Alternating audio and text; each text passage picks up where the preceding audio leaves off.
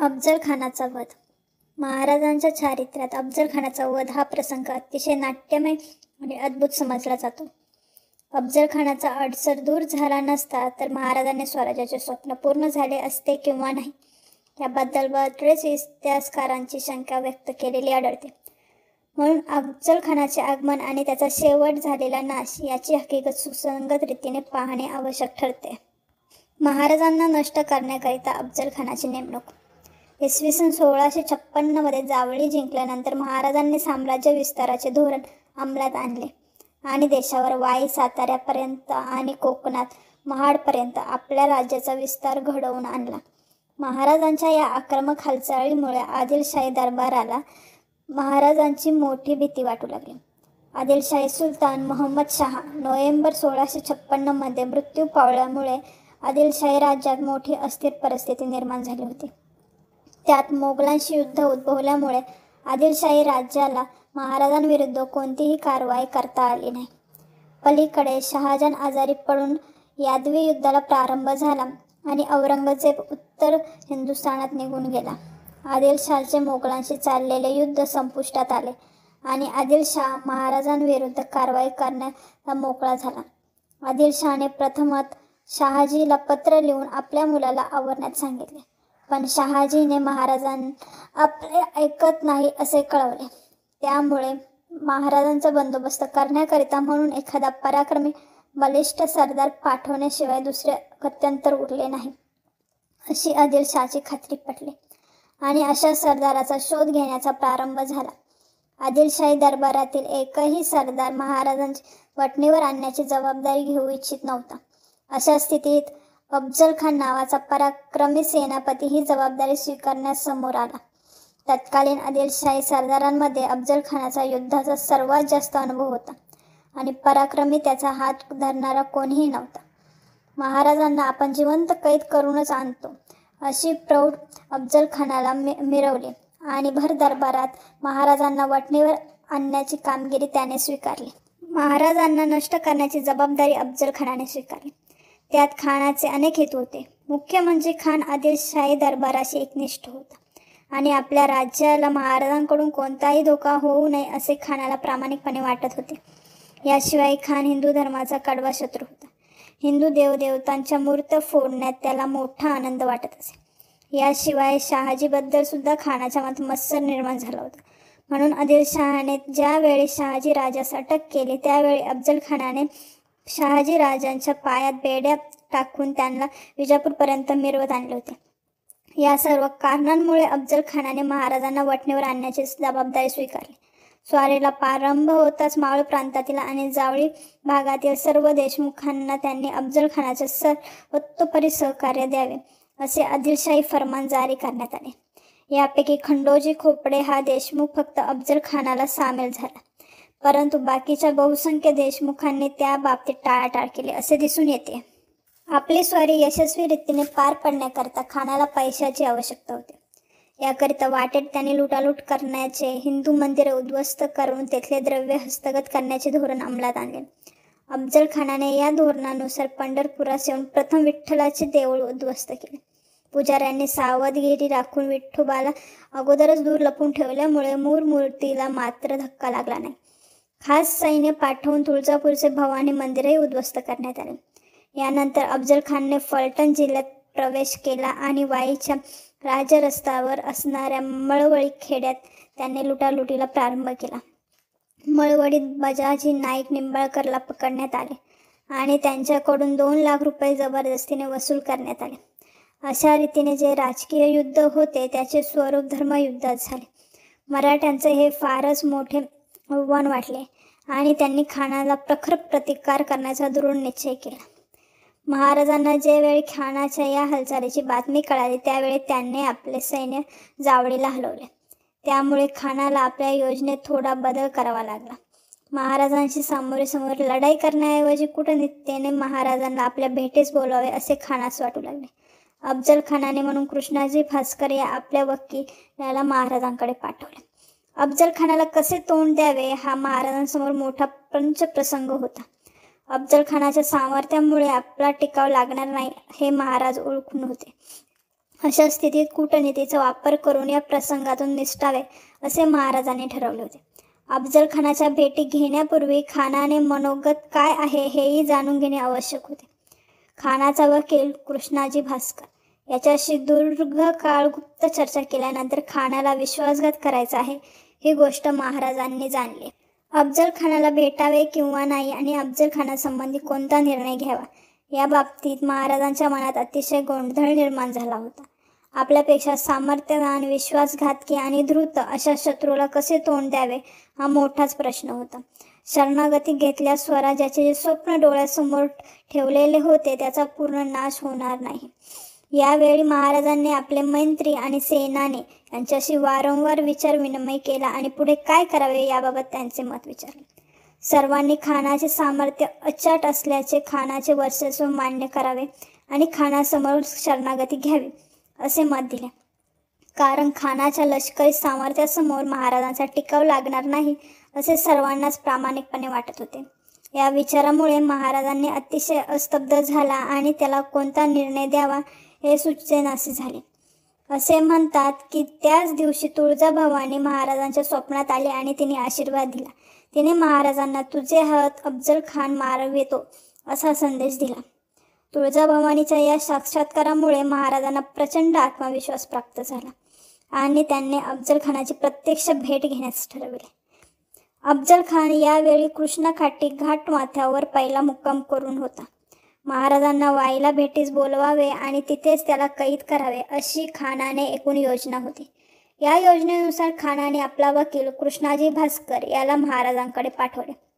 शहाजीराजांपासून तुमचा आमचा स्नेह आहे, तरी तुम्ही बंडखोरी सोडून द्यावी आणि बादशाच्या आज्ञेत असावे. मग आम्ही तुम्हाला योग्य तो मान मरतबार देऊन मनात कोणताही संशय न ठेवता मला येऊन भेटावे असा निरोप त्यांनी आपल्या वकिलांकडे महाराजांकडे पाठविला.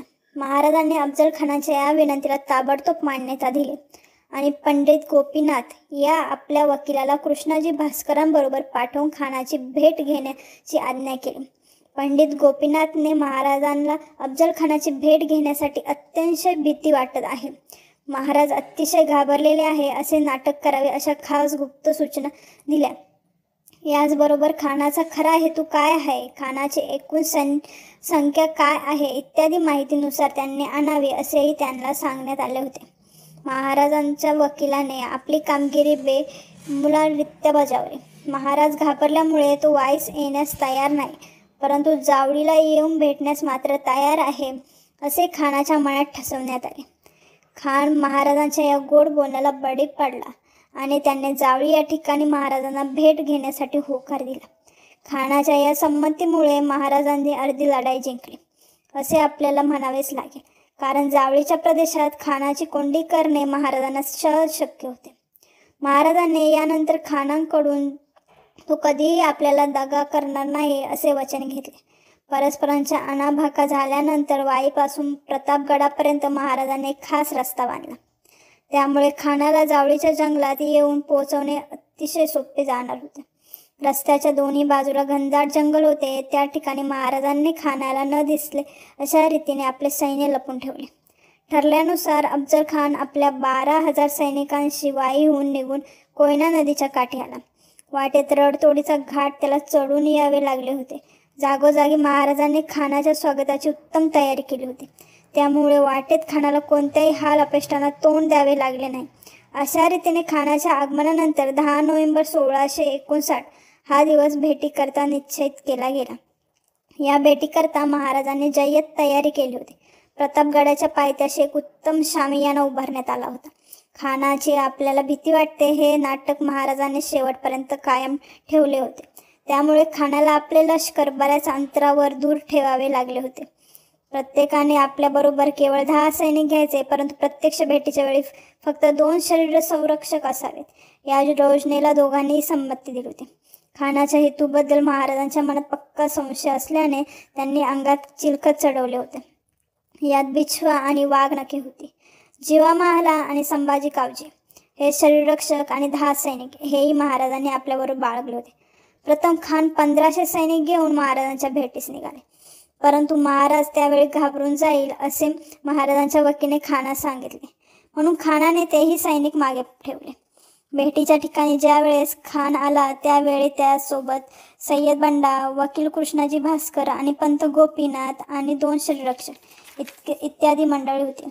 मजल दर मजल करत महाराज सुद्धा गडावरून खाली उतरले आणि त्यावेळी खानातर्फे कोण कोण मंडळी आली आहे याची चौकशी केली. सय्यद बंडा हा लढवयास माणूस खानाजवळ उभा आहे असे समजतात महाराजांनी निरोप पाठवला की सय्यद बंडास दूर उभे करणे त्याची भीती वाटते. खानाला महाराजांना घाबरवण्याची अतिशय मौज वाटली व त्याने सय्यद बंडास दूर उभे करण्यास सांगितले. अशा घाबरवलेल्या महाराजास आपण सहज शिरचू टाकू असे खानाला वाटत होते. शामियानात महाराजांनी प्रवेश करताच खानाने अतिशय प्रेमाने महाराजांचे स्वागत केले. त्या काळच्या रिवाजाप्रमाणे खान महाराजांना आलिंगन देण्यासाठी उठला. असे आलिंगन देत असतात धिप्पाड खानाने आपल्या पोलादी हाताने महाराजांची मान डाव्या बगलेत आवटळली आणि आपल्या कमरेचा बिचवा काढून तो महाराजांच्या पोटात मारला. महाराजांच्या अंगात चिलकत होते त्यामुळे बिचवा खरकच खाली गेला. खानाने विश्वासघात केला आहे ही गोष्ट महाराजांच्या ताबडतोब लक्षात आली. तत्कालीन महाराजांनी आपल्या डाव्या हाताची वाघ नखे सर्व शक्तीशी खानाच्या पोटात खुपसली आणि त्याचा कोथळा बाहेर काढला. यावेळी खानाने महाराजांच्या मानेवरची पकड ढिल्ली झाली. जखमी झालेला खान दगा दगा असे ओरडू लागला. महाराजांनी त्याच वेळी सदरेवरून खाली उडी घेतली. त्यावेळी सय्यद बंडाने महाराजांवर हल्ला चढविला. त्यावेळी त्याचे 4 वार महाराजांच्या पट्ट्यावर झेलले. घाईघाई जीवामालाकडून हा पट्टा महाराजांनी मिळविला होता. सय्यद बंडा 5वा वार करणार तो जीवामालाने त्याचा हात आपल्या तलवारीवरच्या वर उडविला. या झटपटीत खानाचे सर्व अंगरक्षक मारले गेले. वकील कृष्णाजी भास्कर हाही ठार मारला गेला. खानाचे भोई खानला पालखीत घालून दूर पळवून प्रयत्न करीत होता, परंतु संभाजी कावजीने त्याच्यावर हल्ला करून त्याला जबरदस्त जखमी केले. त्यामुळे त्यांचा बेत सिद्धीस गेला नाही. त्यानंतर महाराज आणि त्यांचे सहाय्यक वेगाने प्रतापगडावर निघून गेले. महाराज गडावर पोचल्यावर त्यांच्या खुनेचे तोफा उडविल्या. त्यामुळे जंगलात लपून बसलेल्या मराठा सैन्यात महाराज विजयी झाले ही बातमी वाऱ्याच्या वेगाने कळली व त्या सैन्याने अफजल खानाच्या सैन्यात प्रत्यक्ष हल्ला चढवला. गडाच्या पायथ्याशी जे 1500 सैनिक खानाच्या मध्येच थांबवून ठेवले होते त्यावर पासलकर जयधे यांसारख्या मराठा सरदारांनी हल्ला चढवला. समेट होणार ही या सैन्यांची जवळजवळ खात्री होती आणि त्यामुळे हे सैन्य बेसावध होते. मराठ्यांचा प्रखर हल्ल्यामुळे या सैन्याला अजिबात टिकाव लागला नाही. हे सगळे सैन्य कापले गेले. खानाची मुख्य फौज वाईला होती, तीही अगदी बेसावध होती. या सैन्यावर नेताजी पालकरने आपल्या 5000 सैनिकांनी भीषण हल्ला चढविला. नेताजीने हा अकस्मात हल्ला चढवल्यामुळे खानाचे सैन्य घाबरून गेले आणि त्यांनी वाट फुटेल तिकडे पळ काढण्यास प्रारंभ केला. यावेळी मराठा सैन्याने नीतिधैर्य उच्च प्रतीचे होते. प्रारंभी मिळालेल्या विजयामुळे मराठ्यात जबरदस्त आत्मविश्वास होता. यावेळी खानाच्या सैन्याला कोणतीच नेता उरला नव्हता. यावेळी या खानात 3000 मुसलमान सैनिक ठार मारले गेले. मराठ्यांचा प्रचंड लूट मिळाले. जगन्नाथ सरकारांनी लुटीचे पुढील प्रमाणे वर्णन केलेले आढळते. खानाच्या छावणीतील सर्व तोफखाना, दारुगोळा, जडविजार सामान, लादलेले खेचरे, लष्करी सामान सुमान, राहुट्या इत्यादी संपूर्ण सामग्री मराठ्यांच्या हाती पडली. याशिवाय महाराजांना 65 हत्ती, 4000 घोडे, 1200 उंट, 2000 कपड्याच्या गाठी आणि 10 लाख रोख रक्कम इतकी लूट अधिकच मिळाली. लढाई संपुष्टात आल्यानंतर महाराजांनी लढाईत जखमी झालेल्यांना औषधोपचाराची नीट व्यवस्था लावली. ज्यांनी पराक्रम केला त्यांना यथायोग्य सन्मान करण्यात आला. किणकडे आणि पारसनेसी यांनी म्हटले की लढाईत जी लूट प्राप्त झाली ती बहुतांश भाग महाराजांनी बक्षीस म्हणून आपल्या सैनिकांमध्ये वाटून दिली. पंतोजी गोपीनाथ यांना हिवरे गावची जहागिरी देण्यात आली.